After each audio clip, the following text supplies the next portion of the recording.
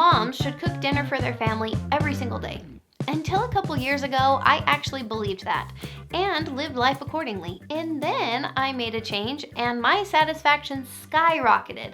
So in this video, I am sharing what that change was, and I am giving you 2 options for how to get that same satisfaction. So check this out. According to a Time Use survey sponsored by the Bureau of Labor Statistics, 80% of mothers said that they were the household member who usually prepared the meals. What that means is that 20% of mothers are not doing this. They are not the ones doing all the cooking. So the question in my mind was, how many of the 80% are wishing that things were different? Now we know that everything starts with our brain and our thoughts. Your brain is constantly thinking and will continue to do so whether you manage it or not. And those thoughts that it's thinking, well, they are going to create emotions that will then drive actions in your life. And you know what those actions create? Your results. So, if you are not thrilled with your life, where should you look? The thoughts that are going through your mind. So, how does any of this relate to cooking? I am so glad you asked. Let's go back a few years to 20-something me.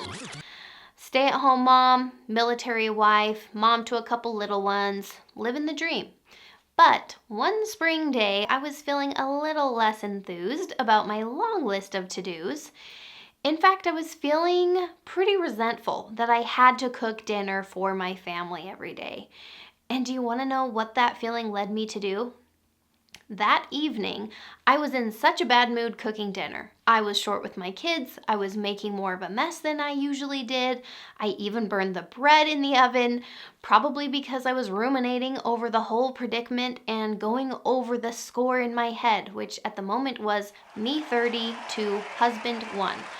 And then the worst part, I did not even enjoy the meal. I didn't engage in conversation. I was short and ornery with everyone. And then after dinner, I was barking orders and putting down my spouse, rushing through bedtime with my kids, and then I wasted my entire evening because I was too worked up to do anything that I actually wanted to do. And wait, there's still more. I complained to anyone that would listen the very next day. Whew, that resentment really did a number on my day. Feeling resentful about cooking created different results in my life than, say, now, when I have a really positive mindset about cooking. Just last night, 5 o'clock rolled around and I was excited to cook dinner. The happiness I felt because of the positive thoughts led me to blast some great music, invite the kids to help me in the kitchen, and cook and sing our little hearts out until my husband came home. Now, I am not always in such a mood. But yesterday I was, and I went on to enjoy the food, enjoy the connection with my family. I put my feet up on my husband's legs and we sat and chatted after dinner. And the best part was that I was in such a full place for the rest of my evening. Huge difference, right? Now hang on. I know what you're thinking. You mean you want me to just tell myself that I like cooking and then all of my problems will go away? No, I am actually not suggesting that at all, so hang in there with me just a little bit. We know that feelings drive actions, and guess what? No feeling is right or wrong. As a life coach, I will never have the answer for what is right for you and your family. There really isn't one right way to do things. What I am suggesting is that you are not helpless against your feelings. Feelings are not happening to you. You are creating them. Now that may seem harsh, but it's actually amazing news. You can choose how you feel and show up in your life. Now before I go on, let me give you a little disclaimer, because when it comes to cooking for a family, people have some very strong feelings and tend to lose their minds a little bit. So I will gladly state the obvious. The law states that parents are responsible for attending to their child's basic needs, including food, clothing, and housing.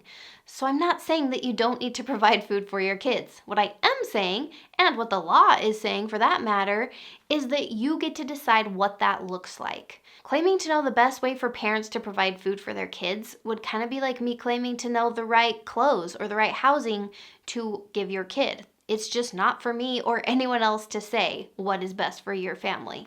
Anyone else's judgments are their issue, not yours. Are you convinced? I really, really hope so. So then begs the question, How does one decide the right approach for themselves? Honestly, it comes down to your values, your situation, your preferences. Humor me for just a second and think about what your most common thoughts are when it comes to cooking dinner. As you brainstorm, what top 3 feelings do those thoughts create?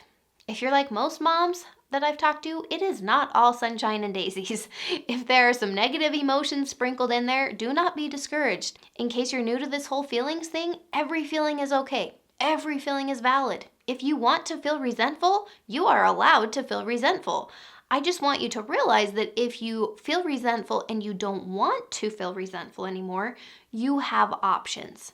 So let's make it easy and just say that you have 2 options for getting rid of the resentment. Keep cooking every day and change your thoughts, or make some changes to the cooking that you're doing. Now, first, let's talk about option number 1. In life coaching, we call this thought work. Our minds are so powerful that we really can thought work ourselves into being okay with things strictly by managing our minds. Now, what I do always feel the need to point out is that you need to check in with yourself and make sure that this is what feels good for your true authentic self. This is a great option for someone who realizes that cooking for their family is a value that they have and they really like their reasons for doing it. And so they are going to work on reframing how they have been thinking about cooking and kind of change that into something that the thoughts that will bring them more positive feelings about cooking. So they realize it's not really the cooking that's the problem, it is the thoughts around cooking that are the problem. So that is the perfect time for thought work. If you're hearing option 1 and it's just not resonating with you, you might choose door number 2, which is to change what you're actually doing. You are not going to keep cooking every day because that just doesn't feel good to you. Your true authentic self knows that you serve your family in many other ways, and cooking just is not your jam. It just seems to suck the life right out of you. You don't care to convince yourself otherwise, and so you are going to get to work on problem solving. What is your beef with cooking, and what adjustments would help? Is it the cooking standard you're holding yourself to? Is it that you would feel better if your husband took a turn? Are your kids old enough that they can be a little more independent? Are there some pre-made freezer options that you could incorporate more into your routine? Have you asked a neighbor to double batch and then swap one night a week? What about allowing money in the budget for a food subscription, right? The possibilities are endless. So no longer are you going to believe your brain when it's telling you that there is no way to get out of spending every day in the kitchen until the day you die. So which will it be? Option number 1 or option number 2? Both are perfectly good options, and neither one require any judgment of yourself. I will tell you that there are probably 2 things that both will require of you. First, both require you to question all the thoughts that you are unintentionally having about cooking. Beliefs are just thoughts we think over and over again. So it is not necessarily going to be easy to quiet these thoughts that you have maybe had since your childhood. Even though it won't be easy, it will totally be worth it. It is not going to serve you to make decisions based on what society or someone else is telling you that you should do. So that's the work that you have ahead of you. Either option, you are needing to do some work on those, figuring out what you actually want to believe. Second, both will require you to find some intentional thoughts.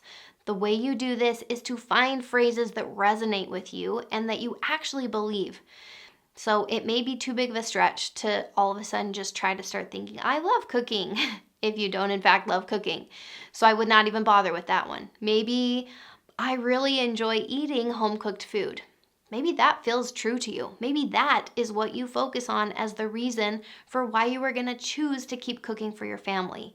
It's actually so that you can enjoy the good food that you have prepared. You might find when you think that, you feel motivated instead of resentful, and that's exactly what you're looking for. You're looking for the thoughts that bring the feeling that you actually want. Whether you cook or not is not really what we're talking about. We're talking about the thoughts that are in your brain that are propelling you forward to create the life that you want. Whether you transform your thinking or make changes to what you're doing, I applaud you. You are finding the courage to be honest with yourself and with your family and to start creating the life you really want, not only for yourself, but for your family as well. It is so misunderstood that when a mom takes care of herself and does her mom thing in her way that's best for her, she is doing what's best for the family. And by the way, if you're wondering, 20-something me never took a day off cooking, rarely ate out, and often did all the prep and cleanup from every single meal. Fast forward to now, my husband cooks one night a week, and he takes me out on a date night one other night of the week. We share the dinner cleanup alongside with our kids every day, and I could not be more satisfied with this whole arrangement. So now, if you like your reasons and cooking is sticking around in your life, make sure to check out this video so that you can avoid cooking burnout. I'll see you soon.